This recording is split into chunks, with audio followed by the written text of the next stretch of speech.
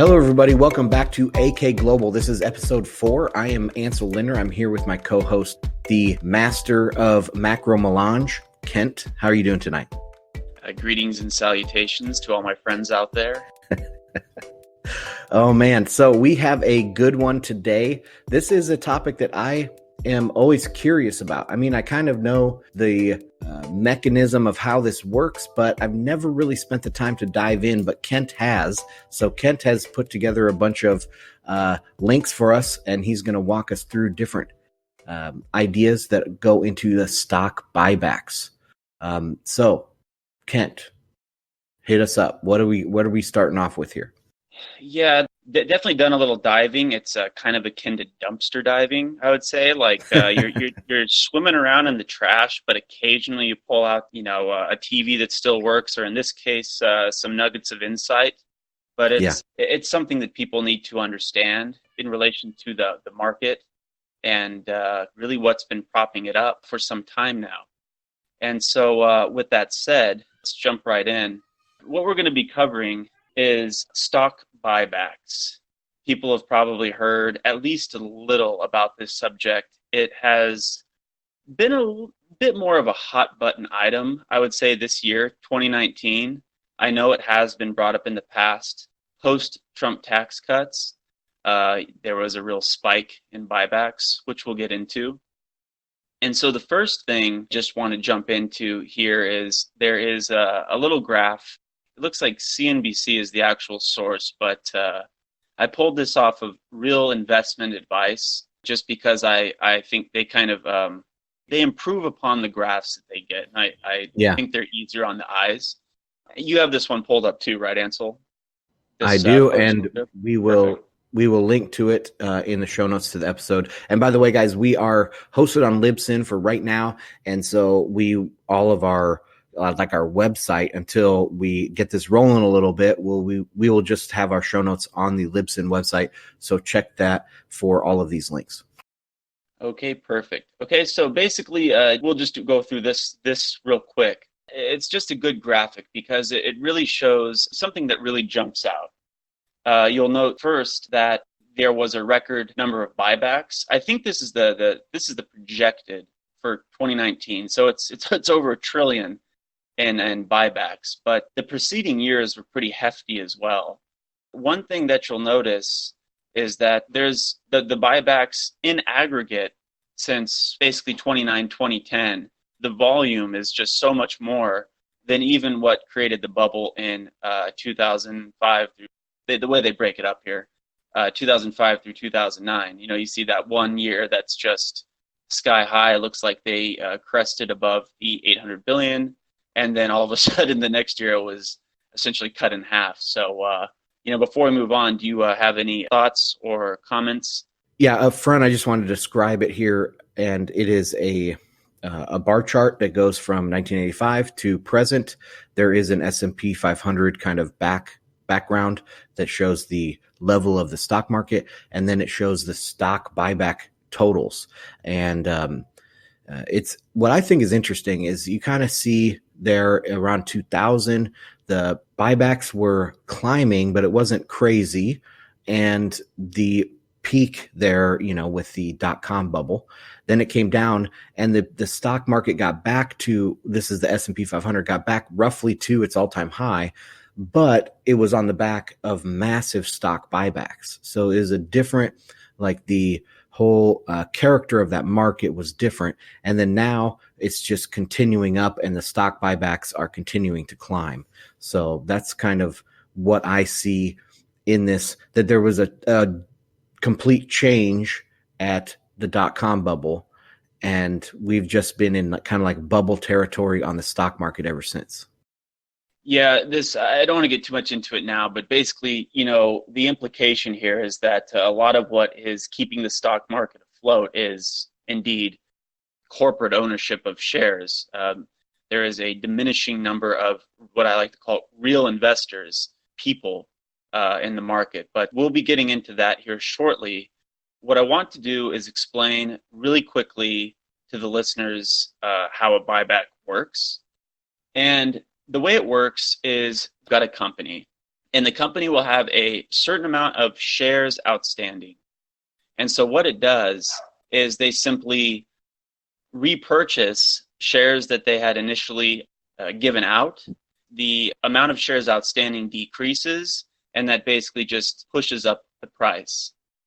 And basically, there's certain benchmarks that investors like to see, things like earnings per share, return on assets, return on equity, and each one of those through buybacks can be improved upon, even though the top line, sales, corporate revenue remains unchanged. So in other words, it's a way to financially engineer results, or at least the illusion of results, to try and put your company in a better light. So I hope I explained that well. If not, you can elaborate on that. Yeah. So what you're saying there, what it makes me think of is that common saying. I think it's from Drucker. He's like this, the management god from the 1970s or something. And he said that anything that gets measured gets managed. And so when you measure earnings per share and you measure all of these other statistics, stock buybacks is like a magic bullet to fix all of those to make it look better for the company. Is that what you're saying? Yeah, the Investopedias might help a little bit. And so basically it says share buybacks reduce the number of shares outstanding. Once a company purchases its shares, it often cancels them or keeps them as treasury shares and reduces the number of shares outstanding in the process. Moreover, buybacks reduce the assets on the balance sheet, in this case, cash. As a result, return on assets increases because assets are reduced. Return on equity increases because there is less outstanding equity. In general, market views higher return on assets and return on equity as positives. So there's a little bit more just about kind of how they work and what they do. So yeah, so it does sound like a magic bullet that fixes all of this stuff for the company. It makes me think of, I don't know if we want to wait till the unintended consequences at the end, but it makes me think of, what are they doing? Why are they spending that money there instead of R&D? That is one of the huge aspects of all this, is that they effectively are not investing in R&D because it is more lucrative for, and again, the unintended consequence of covering this topic is that we're going to discuss things that we're not supposed to be discussing until we got to the unintended consequences part. But it's kind of let's before we get there, then we can talk about that at the end. The listener has to hold on for that. So what about the history? I think you have history up next, and then a few other things before we get to the unintended consequences. Yeah. So in relation to the history of buybacks, they were illegal prior to 1982. I'm going to read a quick snippet from a Yahoo Finance article. The title of the article is 7 Reasons Stock Buybacks Should Be Illegal. But the key takeaway from this article, I'll read it right here. It's the SEC, operating under the Reagan Republicans, passed Rule 10B-18, which made stock buybacks legal. Up until the passing of this rule, the Security Exchange Act of 1934 considered large-scale share repurchases a form of stock manipulation. The 1982 rule provided safe harbor protection as long as a company bought back no more than 25% of its average daily volume over the previous 4 weeks, and it didn't buy its stock at the beginning or end of the day's trading. The SEC commissioners argued at the time that the rule would encourage higher stock prices, thereby benefiting investors across the board. And just really quick, because this is kind of interesting, and it says, the author of this says, care to guess who the SEC chairman was in 1982? It was someone by the name of John Shad. John Shad was a former executive with E.F. Hutton. It seems odd that someone who worked for a company that directly benefited from the rule change, higher prices equal higher commissions, would be in charge of the agency created to protect investors. And he says, in hindsight, it seems like a massive conflict of interest. So there's a couple things there. Notice that stock buybacks were outlawed in 1934 during the heart of the Great Depression. And then moving forward, you've got a situation here where it's kind of like the wolf guarding the hen house situation, with John Shad being in control of the allowing stock buybacks to be legal again, if you will. So, Ansel, what are your thoughts on this? I had no idea that they used to be illegal. I had no idea. And my first reaction to that is, what the fuck? Like, the SEC is supposed to be consumer protection, right? Mm-hmm. And being a Bitcoiner and being exposed to this whole crap that's gone on with the Bitcoin ETF and the SEC rules, and then them not cracking down on ICOs when ICOs are blatant illegal securities. So they're not protecting the consumer of these blatant illegal securities, but they are putting a squash on a Bitcoin ETF, in the name of consumer protection. And then you hear this about, they make a rule, or they get rid of a rule, or re-legalize, or what would it be, decriminalize some action about stock buybacks. They do this when it's just like, it's pure manipulation. It's like I said, it's the magic bullet that these people are using to juice their stock prices. And they go ahead and okay it. I mean, it's when you were talking right there, I got a visceral reaction. I got upset. And I don't get upset very often. I did not know that it used to be illegal. And that is, how can anybody sit here and think the SEC is legitimate? I don't understand it. According to this, it had been outlawed for 38 years. What's really interesting, and this is a little bit of a tangent, but I think 1934 is about the time when 1933, I think Glass-Steagall, or Steagall, however you pronounce it, went into effect, which was repealed under Bill Clinton in 1999, I think. So, if you look like 1971, gold standard gets axed. 1982, stock buybacks are reactivated, and then 1999, Glass-Steagall is repealed. So we basically just inverted things that had essentially protected, if you will. I'm not the biggest legislation guy, as you know, but these are things that protected the consumer. So right. Well, it's also like what I call trickle down economic, or trickle down ethics. So if the guys at the top are doing it, then it works its way down. The ethics and the morals of the top, they corrupt down below. And yep. This is an example, like you just walk through all those different steps. I mean, it's moral hazard to the highest degree. When you put it into the hands of a central regulator, it's a moral hazard.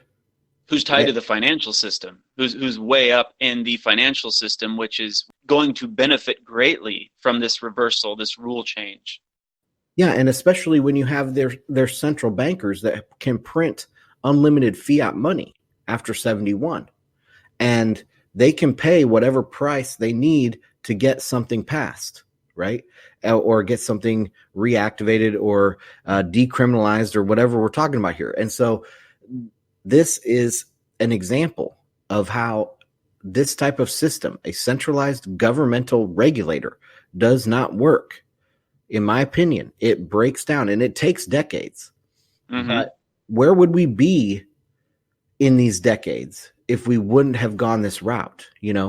We would have been somewhere completely different. So, yeah. Well, yeah, and going back to that first graph, I mean, you can very clearly see that buybacks have just exploded. The only thing that's really curbed them are the unintended consequences of allowing them in the first place, which is the system implodes and then has to reset, and they pump it again. So, that's just the nature of the beast. Yeah, well, it's the scarcity of resources that eventually catches up with them, and debt stops working, and people don't trust each other, just like the recent repo stuff. I hope we do an episode. Maybe that should be our next episode on the repo market and stuff. They stop trusting each other because it's just so corrupt, and they know it because they're one of them. Right. And another interesting topic to cover that you got me thinking about is on this topic was mergers and acquisitions, which have exploded since the repeal of the gold standard. But that's for another time. So, well, that goes under the unintended consequences because I think, doesn't that have a lot to do with that, they're not investing in their own business, and so they acquire other businesses. Yeah, it goes pretty deep, but it's a way to basically monopolize industries because you have these big companies have an advantage where they can borrow it at very low interest rates that their competitors cannot. They can take that debt and they can buy out those competitors, and then they stomp those companies into the ground, and poof, there's it's like an oligarchy, or what's it called, an oligopoly or a monopoly in a given industry. So, but that's time. Well, it's a monopoly disguised as an oligopoly. Right. Did I say that correct? Yeah, it creates massively centralized industries. So yeah, and massive malinvestment and wasted decades. Anyway, okay, let's get back on the topic. Yeah, well, I wanted to hold on to that malinvestment comment because when we get to the end here with the unintended, when we kind of tie it together with the unintended consequences. So one of the interesting things here also is the the ownership. Who owns the stocks? If there's if the S&P 500 is at such an all-time high, well, goodness, there must be a lot of investors, right? A lot of people invested in the market. Well, data from Pew Research basically indicates to the contrary. So I got an article here. It's just about the percentage. They always do these little, what percentage of Americans own stock. This says Gallup found 55% of Americans reporting they own stock in April of 2019, similar to the average of 54% Gallup has measured since 2010. So the average from 2010 to today, the average ownership for individuals is like 54%. And it said this is based on a question asking respondents about any of individual stocks they may own, as well as stocks included in mutual funds or retirement savings accounts like a 401k or IRA. Stock ownership was once more common from 2001 to 2008, when an average 62% of U.S. adults said they owned stock. But this fell towards the end of 2007 through 2009 due to the recession and has not fully rebounded. And then if you scroll down here, it shows, stock ownership from 1990, about a 20-year range here. But the crazy thing, Ansel, is that there's been, an 8 percentage point drop in stock ownership, and yet there's been a doubling? No, there's been more. It's more than doubled from the last all-time high, right? The S&P 500 and the Dow. I mean, what gives? How is that possible? Well, it's centralized wealth, and it's this moral hazard and the stock buybacks. It's all consolidating the wealth. People complain about the wealth disparity, and the main cause behind that is all the regulation. And it is all of this moral hazard at the top from these people that, quote unquote, have consumer protection or making rules for consumer protection. So, that's my thoughts on that. Yeah, there's another one here it's just from Yahoo Finance, and it's that the title is "The Richest 1% Own 50% of Stocks Held by American Households." If you scroll down here, according to Goldman Sachs, stock ownership is extremely concentrated because of the growing wealth gap in the United States, and thus the market's performance affects households making up the wealthiest 1% of Americans much more significantly than the other 99%. The wealthiest 0.1% and 1% of households now own about 17% and 50% of total household equities, respectively, up significantly from 13% and 39% in the late 1980s. They have a kind of a chart here. That's really interesting. So it's in the best interests. 0.1% owns 17% of the market, basically, of the stock. And so, is it not a surprise that they're going to do anything in their power, market manipulation wise, to basically juice asset prices, specifically in the equities market? Yeah, that was my exact thought there, was that in 1987, actually, I think I mentioned this on an earlier show, was that in 1987 was kind of a turning point when they started protecting the stock market. And now all of this monetary policy, like the stock market, is almost to them a measure of how the economy is doing in general, when it shouldn't be, right? And so monetary policy is designed to save the stock market, and exactly how they, not necessarily, well, what they do and how they do it, that's designed to benefit the stock market. And it's no surprise to me that the ownership disparity is so gigantic, because when the richest people and the most powerful people own most of the stock market, that's where they're going to put most of their effort is into saving asset prices and saving stock prices. Right, saving the stock market. The quote stock market is just a proxy for saving the 1/10, of the 1%. It's a kinder name for a more sinister goings on, if you will. I don't have a word for that.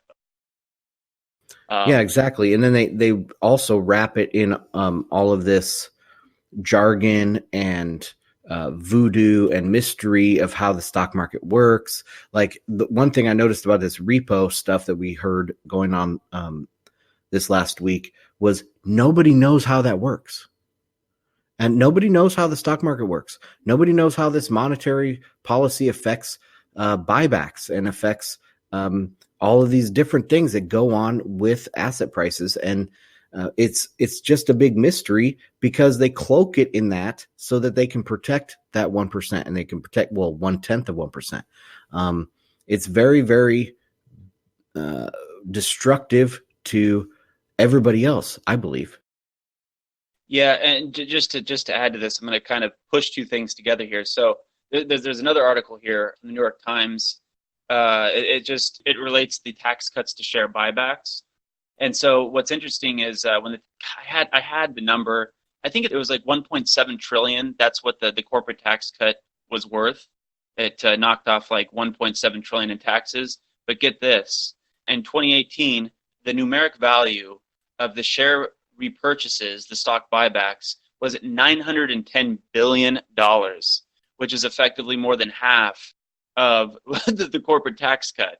So they're just, instead of putting it into productive purposes, which is always what Trump and all of the corporatists said, they instead used it to basically gamble and juice the casino.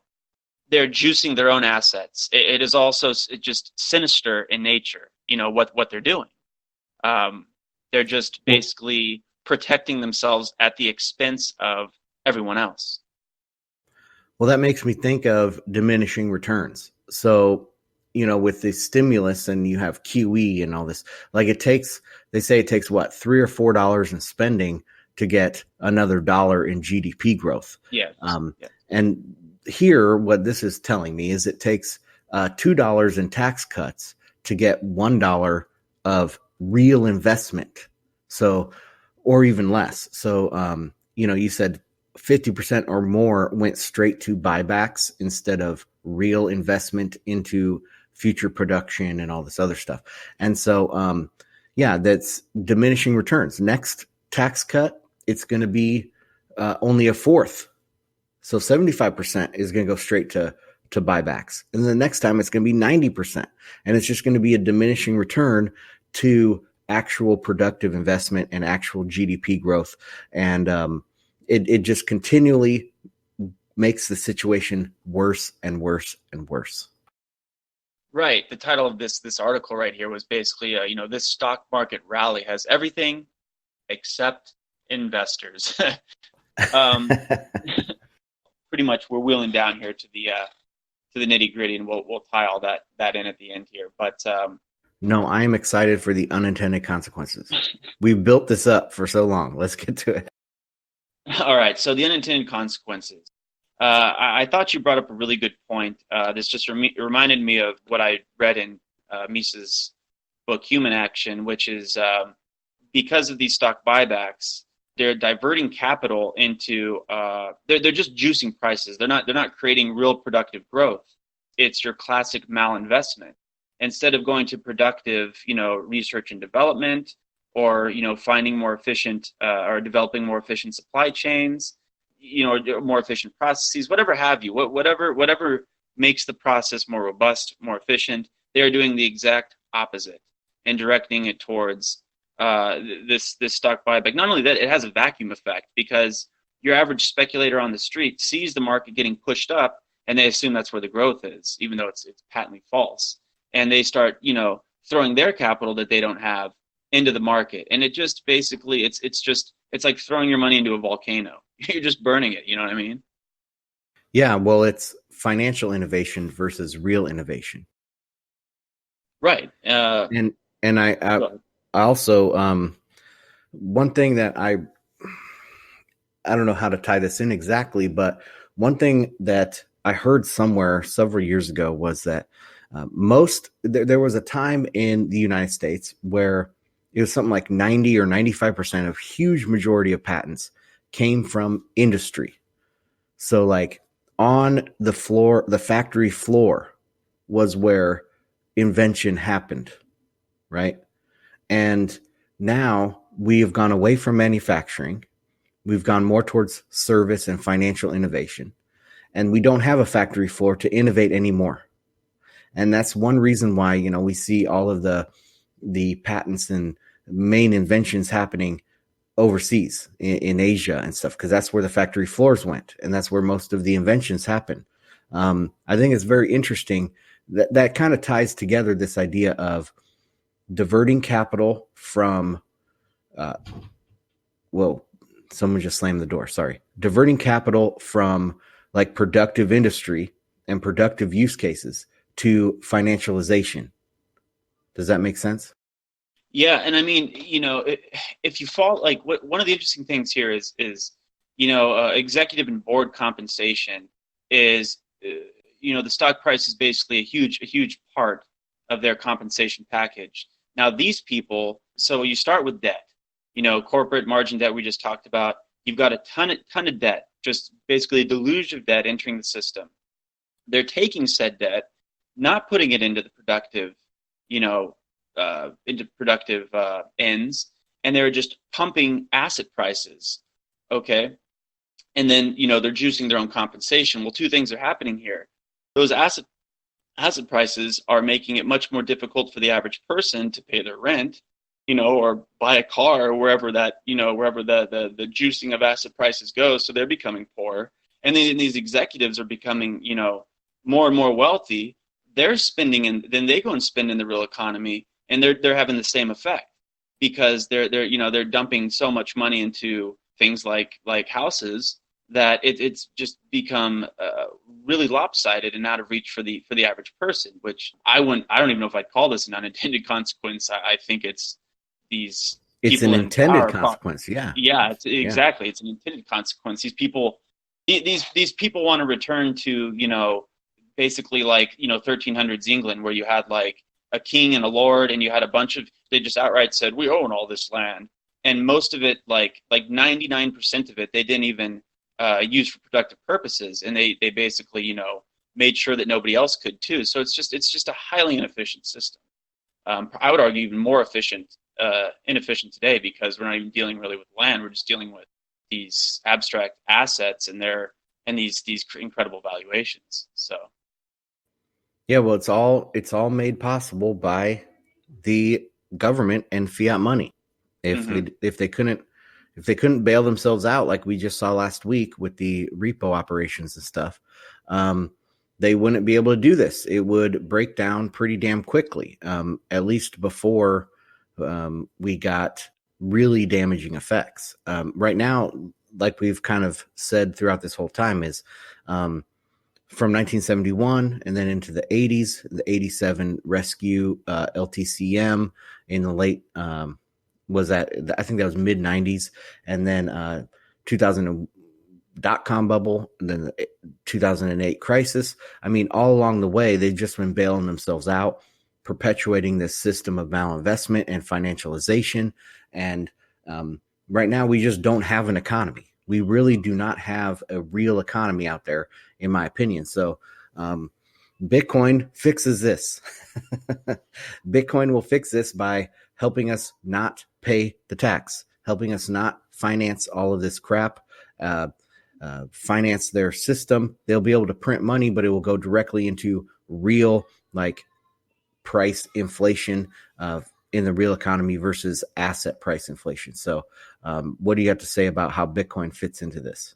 Because Bitcoin is, it mimics gold, and technically it's in the process of becoming the most scarce asset that we've ever had for money.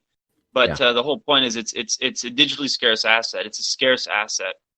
And so to me, it's the hand that turns off the spigot of just the fiat money deluge. And so these people that are benefiting from these mechanisms, it's just going to put a stop to that, because eventually we're going to get back to a point where it's going to be hard to get credit. The people that have the ability to lend, which I think will be Bitcoiners, are going to be very, very suspicious of the people they're lending to. So you're going to have to really prove to them that you have a great productive idea, or they're not going to part with their scarce Bitcoin. It's just not going to be worth it to them. When you can just print money, it has no value. It's because you can just make more of it. It's like sand on the seashore. So, every investment is going to have more than, say, it's going to have to compete against hodling. And so if you can get a 5% return every year on just hodling, every investment is going to have to compete against that. That's like the risk-free rate, basically, is just asset price appreciation so Bitcoin will continue to go up in value because the economy is expanding. Naturally, technology gets better, efficiency gets better over time. And so as the GDP grows just naturally, Bitcoin must appreciate at that same rate, because you'll have the same amount of Bitcoin chasing more goods. And so Bitcoin, I think, in a stable economy or a stable state of a hyper Bitcoinization world, you're going to have constant appreciation of between, say, 1% and 5% every year. And so investments are going to have to compete against that. A negative rate in a Bitcoin world is an impossibility. Right. People just aren't going to, you can't replicate it. They're not going to part with it unless you can offer them a productive, something productive to put it into. And I think this goes into what we were talking about before the show started, which was there's this divergence, between you've got the content creator economy, which is, doing the Lord's work, as I like to say, because they're actually, making a real attempt to cover what's really going on in issues. And then you've got the legacy economy. Bitcoin is going to be the investor in the new economy, whereas fiat's going to be the investor in the old. And so what you're really having is I think the word is bifurcation. Things are splitting, where there's the productive economy on one hand, with Bitcoin as its money, and there's the unproductive, destructive economy on the other hand, which is run by fiat money. What do you think of that?